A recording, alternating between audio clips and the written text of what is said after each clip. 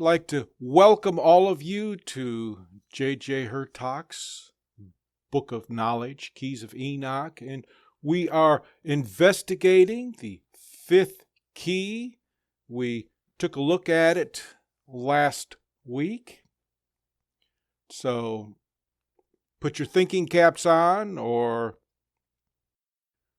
put your blinders on so you can go to sleep, because this is going to be deep. Sometimes osmosis is the best way to learn.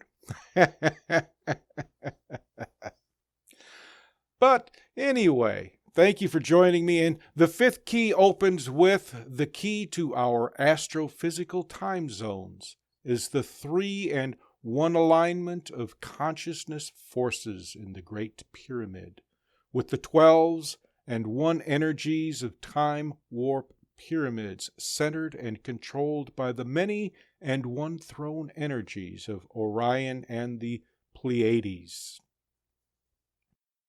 So the alignment of consciousness forces and the Great Pyramid is very suggestive, because when we talked earlier about the light pyramids, we're thinking that we are those pyramids, and I'm still of that opinion. But now we have the Great Pyramid, and that introduces something a little different here. So I'm thinking, and I could be wrong, so you'll have to think about this yourself, but I'm thinking the Great Pyramid is a reference to the Great Pyramid of Giza. And that pyramid is physical. And the light pyramid is not. It's more along the lines of conscious awareness. So the alignment alluded to may be of a nature we have yet to explore. Now, in our last presentation, we talked a little bit about consciousness programming.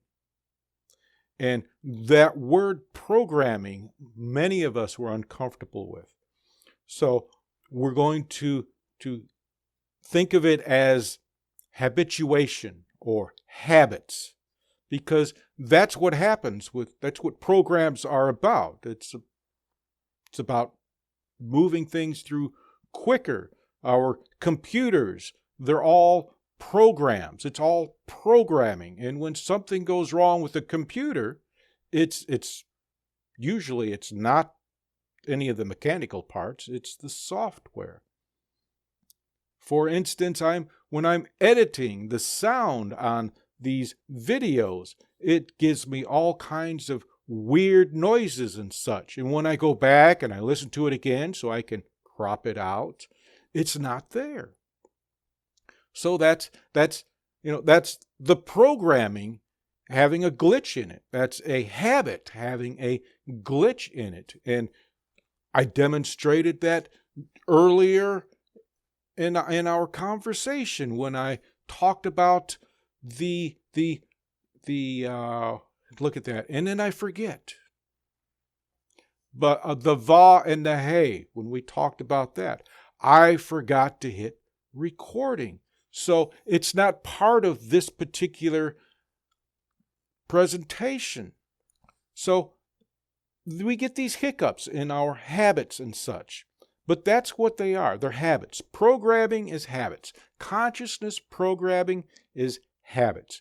And we do it to ourselves.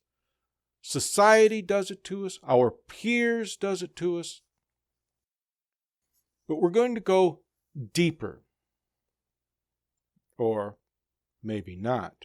I think what I wanted to say here is that when we go deeper into Hurtak's book here, there's a lot of technical information that we are not going to explore. But there is something that I feel is very important that's presented in this particular key, and that is the idea of a natural magnetic grid. And he tells us that there's a natural magnetic grid across the globe. And he also tells us that this magnetic grid connects to another magnetic network throughout the cosmos. And if you're familiar with Eric Pearl's reconnective therapy, it's based on this idea. And I know it's not presented in this fifth key, but I'm going to share this with you anyway. Because with this whole idea of a magnetic grid work around the globe, we've got these different levels of grid work that progressively moves outward until it connects with the magnetic field network of the cosmos. And where these grids, these intersection points, these layers connect are called our vortex points. Information flows through them. And periodically, this grid network comes out of alignment. And when it comes out of alignment, we begin getting different information. So with Eric Pearl's theory behind the reconnective therapy, he stretches our own magnetic field, moving it out. If you move your hand up to your arm or something, you feel that resistance. And with Eric Pearl's reconnective therapy, he's pulling that out and letting it reset itself. And as it resets itself, it automatically realigns itself with this grid network, with the planet. Now, this may be an altogether different presentation, but it's worth mentioning now, so when we get there, you'll have an idea. So we'll take a moment, and are there any questions or comments as we move into this? What are your thoughts about a natural grid work around the planet that's kind of layered that we connect to for the flow of information? David, do you have any thoughts about that? I think that there must be something there because many of the inventions in the world that have come about in two different places on the planet at almost in the same time. So there's something that takes place between the communication that takes place. There must be some kind of a connection other than just physical. It's more of a spiritual or a spirit force that exists in the cosmos that disseminates the information, and certain people in certain places pick up on it. That's a good observation, and you're very correct. The early pyramids, and we'll touch on this in a little bit, but the early pyramids, they've got pyramids in South America, in Egypt, and I think they've got some in Turkey, maybe southern Turkey, but I could be wrong on that because I don't quite recall. But they all went up and pretty close together. There's a 150-year span in which these went up. And we're talking about a time where interaction between cultures, well, it's supposed to be unheard of, but we really don't know because we weren't there. But as David said, this information had to come somewhere. So it's very likely that that connection is actually there. So good observation there. And Rachel, what might your thoughts be?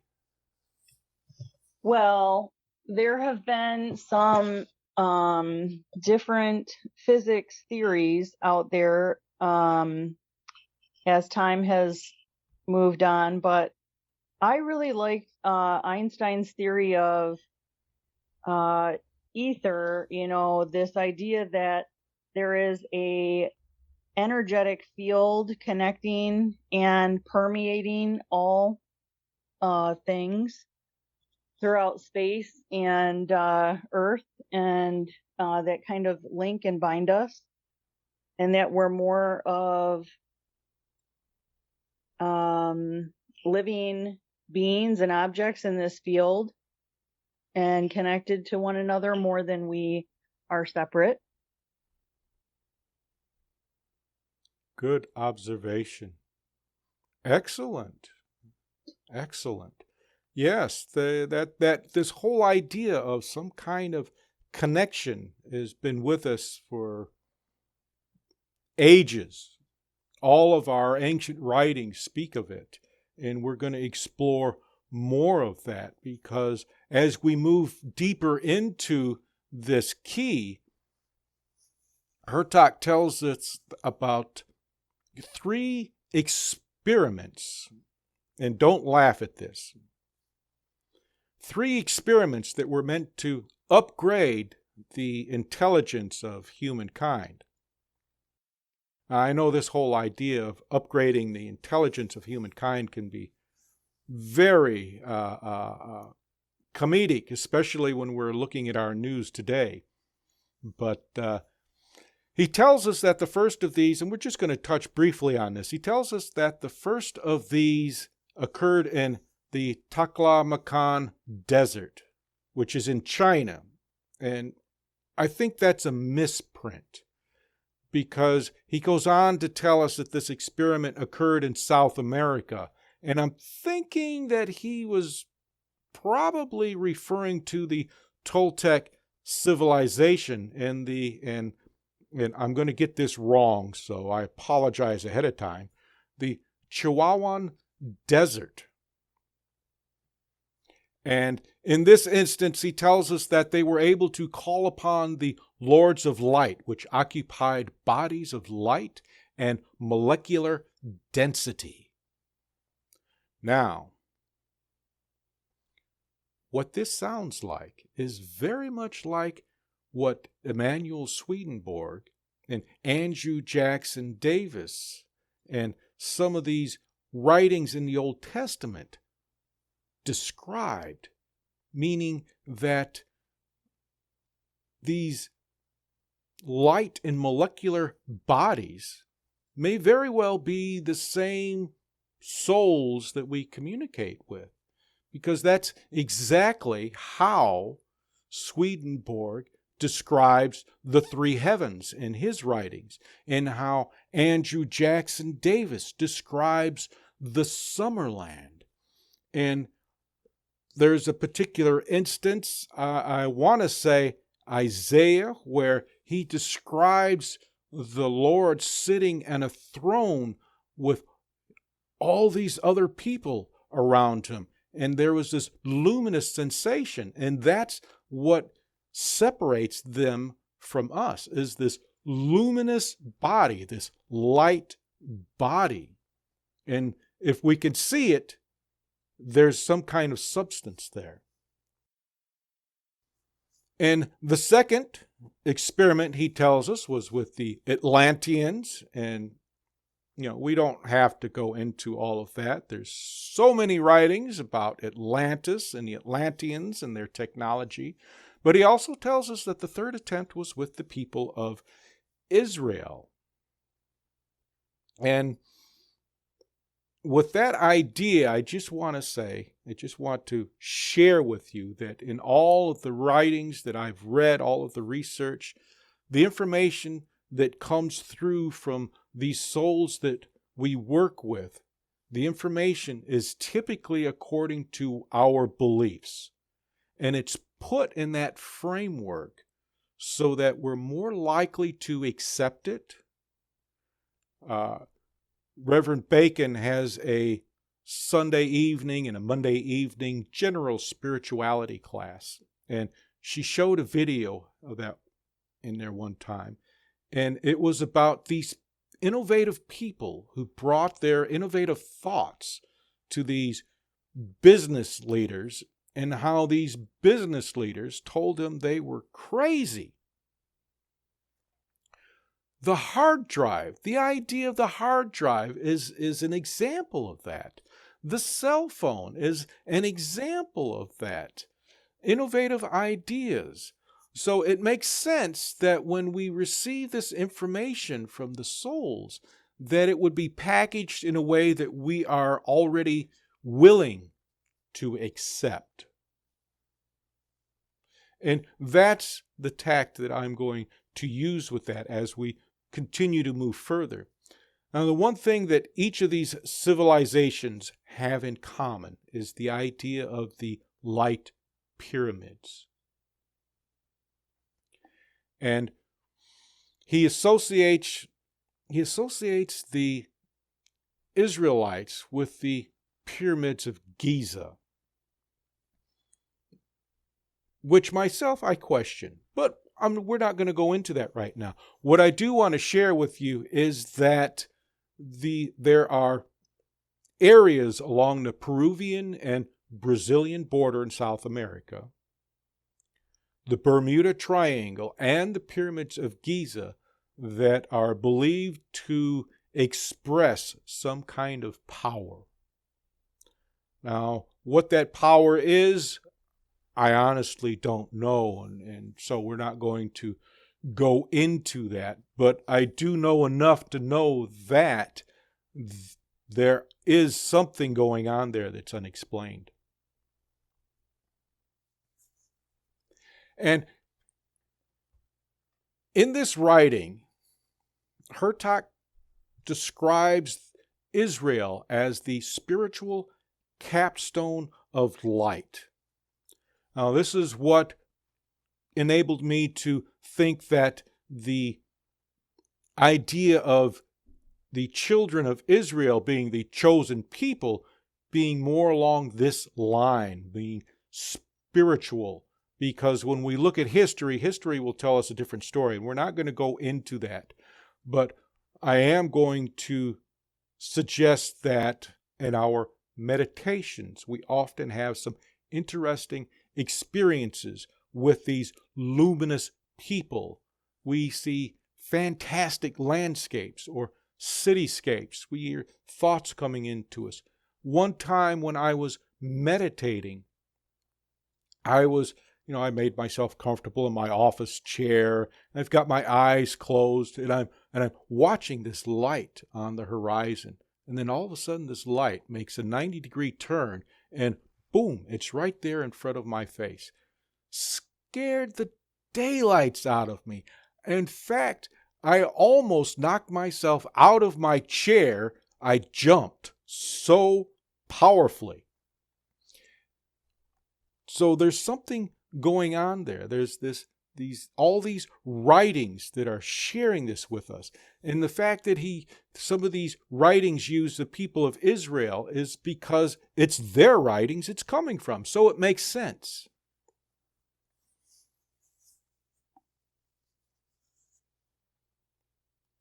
Well, I'd like to touch back with the grid, the magnetic grid idea, and the comment that I had about that is this idea of our mind not being physical, that it interacts through the brain, but the actual consciousness, the actual information is energetic. It's in the energy realm. It's outside and in mind. And then the idea of mass consciousness, that there's a common flow of consciousness that we tap into at various times. The grid is a kind of a descriptive of the way that's structured and how it works, and perhaps why some places are more powerful than others for making that connection may have to do with those intersections that you were talking about. So that description fits very well with other studies and other information that I've encountered, and that maybe all of us have encountered over the years. And I think the idea of that David mentioned about the invention, I've read that just in the patent office in the United States, that there's multiple records of multiple applications for the very same patent on the same day, and sometimes things that have been very important to modern civilization, that someone missed getting the patent by an hour because someone else had it right before them. And musicians and writers experience this as well as another demonstration of how that works. Um, the idea that there may be some sort of interaction over the millennia with trying to influence various civilizations just makes a lot of sense. That it could well be what happened, and that explanation is probably as good as any. Incredibly deep subject that you waded into and trying to give us an overview of, and I commend you for your courage with doing that. And anyway, it's a good presentation, and I appreciate hearing it and participating. Thank you. Thank you. Good observation, good connection with that. And you're right, a lot of this stuff is it's presented differently in a lot of other writings. That's been a common thread that I have experienced in my readings, and I'm sure you have as well. Yeah, once you recognize something, you recognize it easier when it's described in a new way. Yeah. Exactly. And that's the nice thing about these different views and exploring them, because somebody may not catch on when it's presented this way, but they start scratching their head when it's presented this way, and then when it's like this, oh, I got it. Yeah, I see it. So these different writings and presentations, I'm seeing the same thing with Rachel's book club, with Paul Selig's work. I see a lot of the common points over and over and over again. So, and Sharon, what might your thoughts be? Well, I like the idea of the grid. That I found really interesting. And also I wondered, terminology wise, could this also be planes? Was kind of where my head was going with that. And then Exactly. The idea of that you mentioned about only 150 years between the Egyptian pyramids and the South American pyramids. And of course, there's absolutely no way that these people could have ever physically spoken to one another. I can't imagine how that would have, to even communicate this information. And so my thought too was that when they did communicate this information, that obviously it was on a higher plane, on a different level, probably incredibly mathematical, of geometrically, and the whole math part of it, which I think was a huge part of all of that. The way that was built, the structure and the idea of it all, had to be some really great mathematical minds on another plane getting together somewhere in that.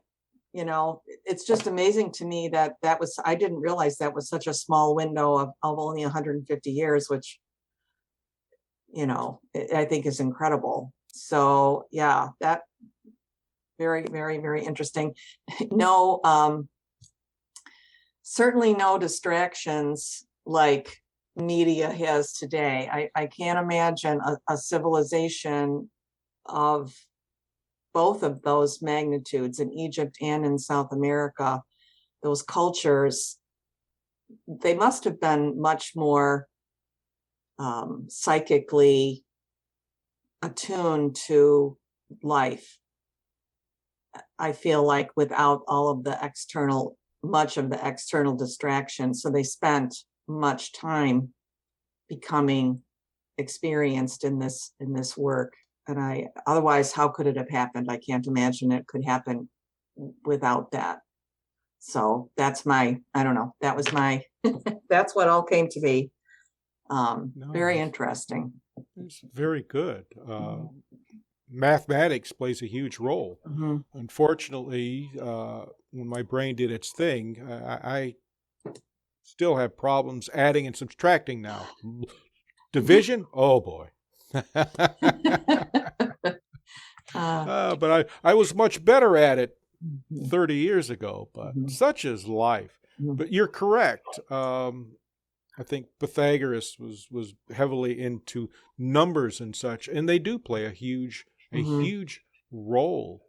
And comparatively, our distractions compared to their distractions, we would see them as being theirs was less and ours was more, but they most likely their minds were preoccupied with other stuff, just like ours is preoccupied even today. Of all that I have read, with over several hundred years, the human race has changed very little. Okay. We still got the same attitudes, the same behaviors. I was just reading about Nostradamus and how he was called in to help with the Black Plague. And again, those attitudes. People thinking, well, this isn't real, or that's ridiculous, or he's a quack, jealousies and everything. It's still here.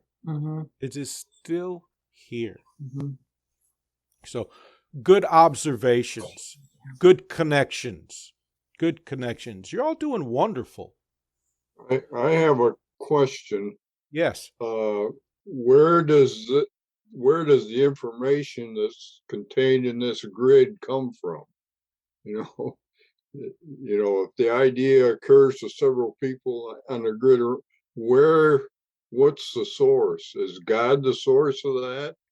Or where do those thoughts come from? Well, that's a good question. And depending on your belief is which one is going to work. One of the things that Hertak tells us or proposes is that this grid network, this around the planet, connects to a similar network throughout the cosmos, and that this network connects interdimensionally with others, and that this information flows freely. So there's no source of information, there's just flow of information. And I know that may not answer your question, but it's once the information comes into someone like yourself, then it's a matter of connecting reference points. Oh, well, this is like this one here, and this is similar, so if I bring these two together, oh, okay, that's making more sense. And this one is close. Let's see what happens. Oh, yes, you start putting together a puzzle. And that puzzle makes sense to you. And as you begin exploring different avenues, you get different pieces to add to this puzzle, which makes it even more complex, even more continuous. I don't know if that makes sense to you. Yeah, I've watched some of the programs on the Discovery Channel, I think it is, about ancient aliens and the possible source of extraterrestrial intelligence, and so I have a vague understanding of what that means. Well, there's, in a lot of the ancient writings, the Bible included, the Zohar or the Kabbalah, even with the Vedas and such, there's enough information in there to support the theory of otherworldly, or more specifically, interdimensional beings having the ability to visit us in a similar way as what's presented in some of the Star Trek movies. Mm-hmm. So it's not a direction that we'll go into, but the possibility is there. I'm not denying that. It's just not one that I actively pursue. Mm-hmm. But there's a lot of information out there. And information is just that. It's like loose change in your pocket. It represents absolutely nothing until you go to purchase something that costs $1.27, and you pull out some quarters, dimes, a few nickels, and a couple of pennies, and then you line them all up, and then it all makes sense. But until that time, until it starts to come together to formulate into something, it's just bits and pieces of information. Does that help you in any way? Because I don't want to confuse you. It's just deep. That's all. It is. It is. And Beth gave me a wonderful message yesterday about this. We start from dark and move into the gray areas, and suggesting that we move from being ignorant of this into an area to where we start getting a glimmer of understanding with it. And with that glimmer, we're able to create patterns, because then other bits and pieces of information that we read from other books will gravitate together. And then all of a sudden you'll get this aha moment while you're walking down the street, getting ready to turn the corner, and you stop. Oh, now I get it. Unfortunately, that's the way life works. It happens to me when I'm walking and I trip because the sidewalks are uneven. So things will start, as long as you've got a general understanding, then things will come together that will expand on that. Mm-hmm. Thank you. You're welcome. Thank you for the question. And again, I apologize if it doesn't quite answer it, but I don't get all of my questions answered either. At least not straightforward. So, as we continue, when we're able to find the spiritual Israel within us, and that's that spiritual knowledge, that's that inner knowledge within us, and we align it with the Great Pyramid. And the Great Pyramid is physical, so there's an alignment, there's an inner and outer alignment that he is suggesting takes place. And that's when we experience this spiritual freedom, this aha moment. And with these alignments, the inner and in the physical, these alignments, it brings to mind something from the Gnostic Gospel of Thomas. And in this, Jesus said to them, meaning he's addressing his disciples or his followers, when you make the two one, and then you make the inside like the outside, and the outside like the inside, and the above like the below, and when you make the male and the female one and the same, so that they may not be male nor female. When you fashion eyes in place of an eye, when you fashion a hand in place of a hand, and a foot in place of a foot, and a likeness in place of a likeness. Now, this is all confusing, But he says, then you will enter the kingdom. In other words, he's saying when these two align themselves, when we become whole, this is what a lot of these writings are directing us towards. When we become awake or become alive, these are the different terms that are used in these writings. When we become whole, we enter the kingdom. And that kingdom is like a knowing. And that's what he's talking about in this particular instance. The Great Pyramid, the body, comes into alignment with the light pyramid, the capstone, meaning our intellect, our beliefs, our inner thoughts. When all of that comes into alignment, then our experience becomes something different. He tells us we become unified, and that this is about moving from one consciousness level to another, because he tells us that out of the old meridians of time into the new consciousness space of rebirth within the planispheres. In other words, we are born into the projection of a new consciousness.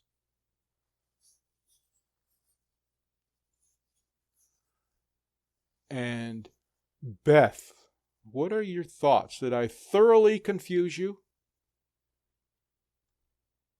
Not totally. A sense of us all being connected, either magnetically, electronically, whatever. I've had experiences like that. So I know for me, it is true, these theories.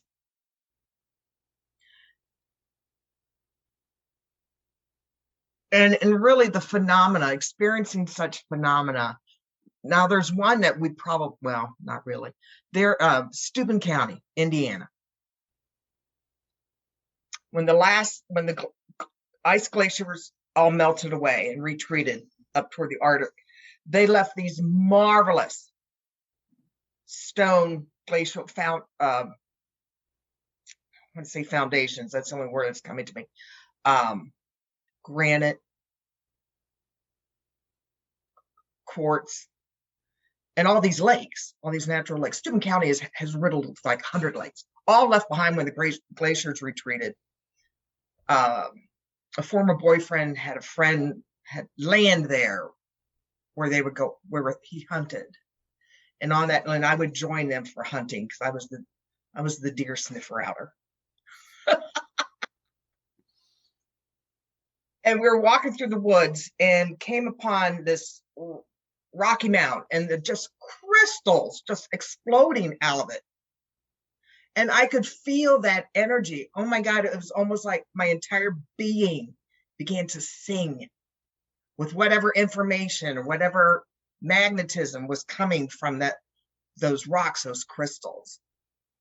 And of course, I was with a non-believer who poo-pooed me and saying, can't you feel that? Can't you feel that? Oh my God, this is phenomenal. Can't you feel that? You know, that's one experience. And it's right there. It's right here. It's in Indiana. It's on somebody's private property, of course. Cool. Yeah. But, you know, also having a phenomena of having contact with a electrical being, a being of light, and being able to feel that energy. I really don't have words for that. So for me, all this is true because I've experienced it. Nothing like experience. Yes. And if anybody's familiar, I think that they call him John of God. There's a compound that his organization has. I want to say Brazil, but I could be incorrect with that. But I do know that the compound is built upon a bed of rose quartz. So something interesting there, but yeah, experience speaks volumes. And Sandy, what are your thoughts? Well, I just think this is great. Just love this. Um, I um, I just think that the grid is just such a comforting thought. I just love it. I just love that. It's so inclusive, and I don't know. I get a lot of comfort from that. I like it. It's just when you brought it up, it just was like, oh, that's just the most natural thought that I could ever have. That of course, where did this come from? Of course, that's there. Yes, it's just that I thought, oh, that's so nice to talk about because yeah, that's there. Um, Sometimes, and I was thinking too when you were talking about that, Sharon was talking about the pyramids and that they all occurred within 150 years of each other, and I guess I just felt that to be that that they were tapping into a like level of consciousness. I guess is what I was kind of interpreting that as. Which I think too is just the most amazing thing. Um, I just love what everybody said. I mean, really was very agreeing in what everyone was talking about, and it's just I like that about your explaining, or when you were talking about what Jesus said, and you become whole and your knowing. That was great. Um, and you're gonna laugh at me, but and it's a very simplistic analogy, but years ago there was a movie called The Dark Crystal, and I'm sure it was a kids movie, but oh my gosh, it just wasn't. I mean, it just had a lot of levels of knowledge in it, and I always remember the end when the separation of, I would call it consciousness, but it was people, and there was and it's so simplistic, good and evil. That's really not even a fair description, but you know what I'm saying. But when they come together at the end and they absorb, they become the whole. It's the most beautiful thing. And it's just a simple kids movie, but it always struck me. The end of that movie brought me to tears because it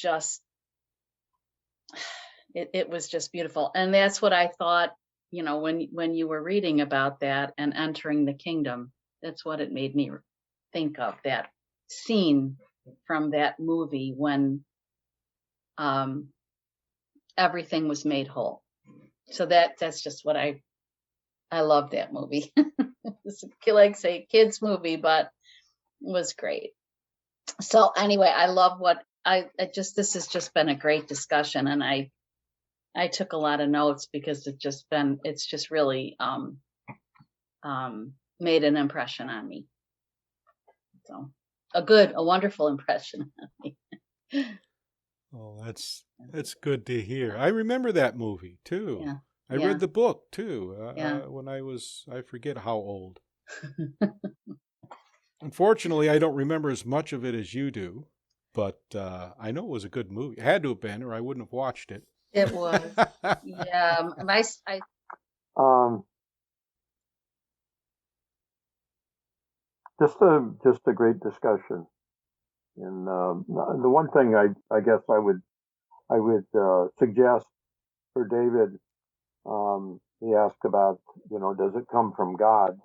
And from mine and maybe some of our perspective, we see God as the source of all that is, And from that standpoint, everything comes from God.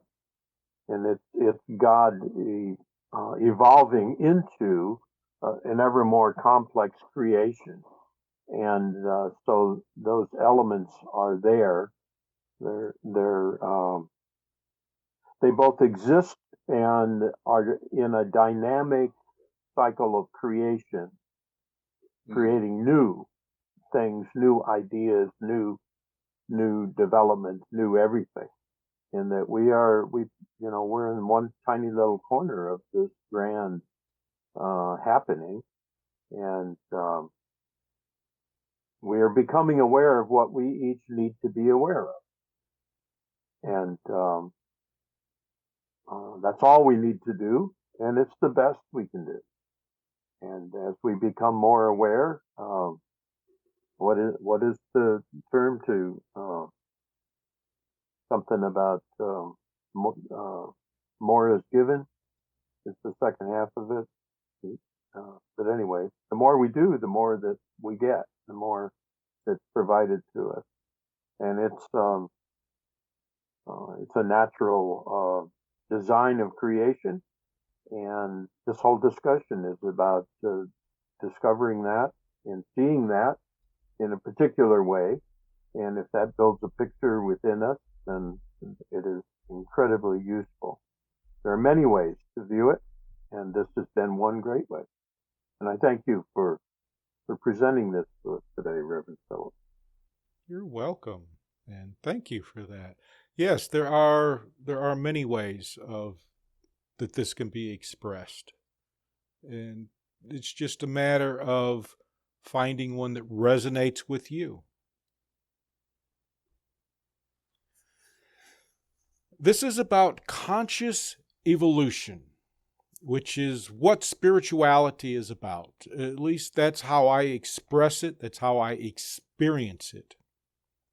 And all the information presented by the various authors in this broad field, it all directs us towards evolving mind and integrating what we call the physical universe to become one that is more harmonious, being a spiritual or luminous universe.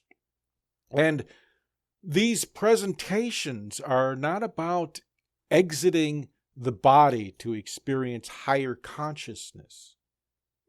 The story that they're telling us, the story that they're sharing with us, is that we can achieve this higher consciousness now. It's not a matter of dying to get there, because that's maybe the wrong path. But it's something that's achievable now. The Buddhas achieved this. Jesus achieved this. Many of the spiritual leaders that we read about and that some flock to have experienced this. It is possible. So in order for us to achieve this, some of us may have to develop some new habits, because eventually the outside does become the inside, and the inside becomes the outside. And I want to thank all of you for allowing me to share this with you, and I want to thank each of you for adding your thoughts to this, making it even more enriched for others.